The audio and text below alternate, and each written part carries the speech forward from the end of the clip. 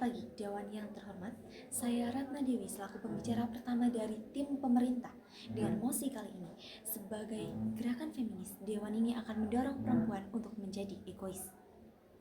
Dewan yang terhormat, isu mengenai perempuan dalam masyarakat selalu menjadi topik pembicaraan.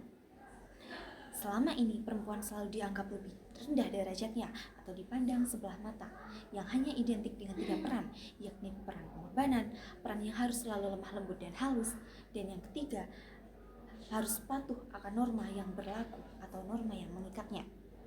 Dari hal-hal tersebut muncul pertanyaan, apakah perempuan juga berhak mendapatkan prioritas untuk memprioritaskan dirinya, bahkan jika itu dianggap egois? Dengan mosi kali ini kita akan membahas apakah gerakan feminis dengan mendorong perempuan untuk bersikap egois di atas tuntutan sosial yang kerap membatasi adalah hal yang layak. Baik, Dewan yang terhormat, kita pasti sudah tidak asing dengan gerakan feminis. Gerakan feminis yang merupakan gerakan sosial yang bertujuan untuk mencapai kesetaraan gender, untuk menghapuskan diskriminasi atau perlakuan yang tidak adil karena gender, dan memberi ruang bagi perempuan untuk bisa berekspresi tanpa harus khawatir akan opini dan pendapat publik. Selanjutnya, egois dalam konteks mosi ini bukan mengarah kepada hal yang negatif atau hal yang merugikan orang lain, melainkan mengarah pada perilaku yang mampu mementingkan atau memprioritaskan diri sendiri tanpa terikat atau terjebak dalam tekanan-tekanan norma yang dianggap lebih dominan mendiskriminasi perempuan. Mendorong perempuan untuk menjadi egois adalah langkah untuk mensejahterakan atau menyamaratakan derajat perempuan yang sering dipandang sebelah mata untuk mewujudkan kesetaraan gender. Karena seperti yang kita lihat, perempuan terlalu sering dituntut untuk menomorduakan dirinya. Kami berada di sini untuk mendukung perempuan menjadi egois. Sebagai gerakan feminis, kami menentang bahwa egois bukanlah hal negatif, melainkan sebuah strategi pembebasan diri dari norma patriarki yang terus mengharuskan perempuan untuk melayani, mengorbankan, dan menomorduakan dirinya. Dari masalah yang sudah kita sering lihat dalam kehidupan sehari-hari, yang sudah tidak asing lagi, yakni budaya patriarki. Budaya patriarki yang pertama, selama ini patriarki adalah akar diskriminasi terhadap perempuan. Sistem patriarki di mana hal ini dipandang bahwa posisi laki-laki sebagai pemegang kekuasaan, sedangkan perempuan sebaliknya.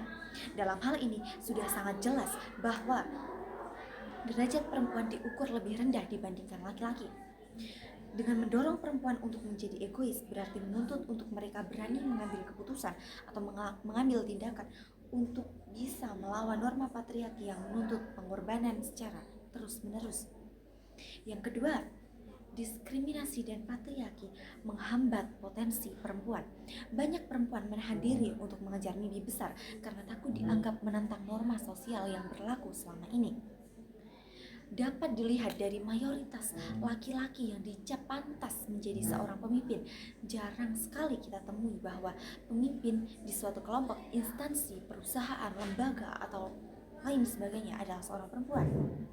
Hal ini disebabkan karena stigma publik atau pandangan publik sudah melihat bahwa perempuan dianggap lemah dibandingkan laki-laki, sedangkan laki-laki adalah sosok kuat yang pantas menjadi sosok pemimpin. Sebenarnya perempuan juga memiliki potensi yang sama. Jika kita misalkan ada 1 orang laki-laki dan 1 orang perempuan berasal dari sekolah yang sama, mengenyam pendidikan yang sama, mengenyam pendidikan selama 12 tahun yang sama, mempunyai kemampuan yang sama, dan harus mengorbankan mimpi atau merelakan posisi yang diinginkannya hanya karena ia memiliki gender seorang perempuan. Hal ini sudah bisa dipastikan bahwa hanya karena gender perempuan harus mengalah. Perempuan takut bersuara karena selama ini suaranya tidak pernah didengar karena opini publik yang sudah menganggap perempuan lebih rendah daripada laki-laki. Ketika perempuan dapat memprioritaskan atau menomorsatukan dirinya, artinya membuka jalan untuk mewujudkan potensi mereka yang selama ini terhalang oleh norma patriarki. Saatnya jam 5 dimulai. Atau eksploitasi It's time to perempuan begin the juga fifth muncul lesson. akibat adanya budaya patriarki tersebut. Hampir ratusan ribu kasus kekerasan terhadap perempuan di Indonesia dalam 1 tahun dari data yang sudah pernah saya ketahui. Kekerasan ini muncul akibat pandangan publik yang menganggap perempuan lebih lemah dan laki-laki bisa melakukan hal sesuka mereka karena memiliki kuasa lebih. Ketika perempuan berani untuk menunjukkan dirinya untuk melawan stigma publik, hal ini sudah pasti akan mendorong dan mewujudkan dampak yang sangat positif. Salah satunya dalam bidang sosial dan ekonomi. Jika perempuan diberi ruang untuk menunjukkan potensi dirinya dalam dunia bisnis dan pendidikan, dapat mewujudkan atau membangun masa depan yang mandiri. Hal ini pastinya juga akan mendorong membangun perekonomian di negara kita. Dengan banyaknya perempuan-perempuan hebat yang bisa hidup mandiri dan bisa mewujudkan kesejahteraan dan meningkatkan kualitas hidupnya dan tidak bergantung dengan sosok laki-laki, pada akhirnya mendorong perempuan untuk menjadi egois bukan berarti merusak norma sosial yang ada, tapi membangun fondasi kesetaraan. Selama berabad-abad perempuan harus selalu mengalah dan mengalah. Kami percaya bahwa ketika perempuan memilih dirinya sendiri, ia tidak hanya membebaskan diri sendiri, tetapi juga memutuskan rantai patriarki yang menahan kebebasan perempuan selama ini. Dengan penuh keyakinan, kami sangat mendukung sebagai gerakan feminis Dewan ini akan mendorong perempuan untuk menjadi pribadi yang egois. Terima kasih.